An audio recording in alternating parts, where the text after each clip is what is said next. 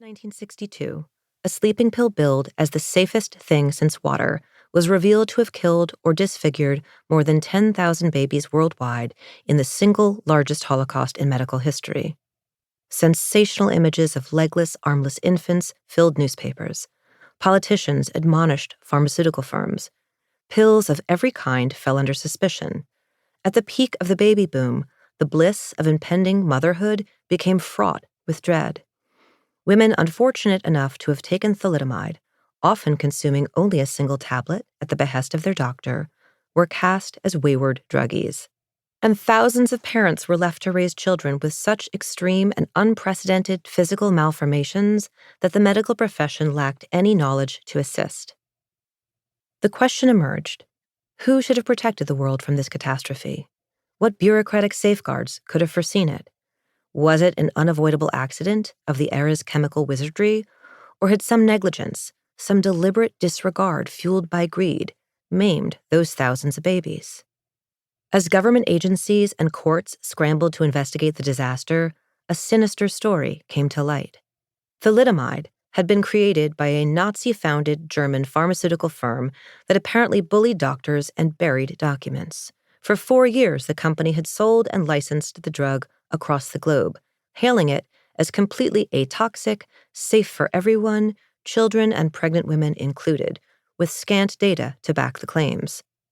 Expectant mothers in almost 50 countries had innocently taken the toxic sedative, and the shock of their maimed babies struck a huge blow to public confidence in the booming post-war pharmaceuticals industry. Since World War II, when the manufacture of antibiotics and antimalarials bolstered drug firms, pharmaceuticals had become a multi-billion-dollar business. By 1960, drugs were the most profitable industry in the United States. Pills promising to ease every ache, pain, and worry became a trusted part of daily life. Thalidomide, in particular, held an unprecedented, glittering promise. It was billed as a one-size-fits-all drug, free of risk, no addiction, no side effects, no chance of overdose. It looked like the pharmaceutical world's unsinkable ship, but no one, not the chemists who patented it, the doctors who prescribed it, or the firms that sold it, knew how the drug worked inside the human body. The research had been shoddy, the safety claims imprudent. By the time thalidomide had been consumed by millions around the world and the drug's trail of damage came to light, the public asked, what drove the creation of wonder drugs, wellness or profit? And if something went wildly wrong, who would be held accountable? Behind the tale of slapdash science and corporate callousness lay an equally compelling, heartening story of quiet heroism. Around the globe, a few lone doctors, parents, and journalists had, over a grueling year, detected the birth defects, sometimes in their own children, and collectively sounded the alarm, forcing the drug firms disavowing thalidomide's dangers to recall the product. No government agency or health authority had done what this loosely knit group of concerned citizens had: expose and stop the largest pharmaceutical scandal of the 20th century. When I first came across records of their extraordinary feat, I wanted to honor these renegades.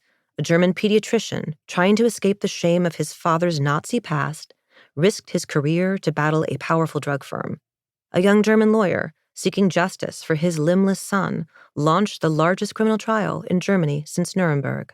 A cocksure Australian obstetrician, devastated to learn that the drug he had given to his pregnant patients had maimed their babies, cobbled together his own animal research lab in a parking lot shed to prove the drug's dangers. But my primary focus in this book is the relatively unknown story of thalidomide in America.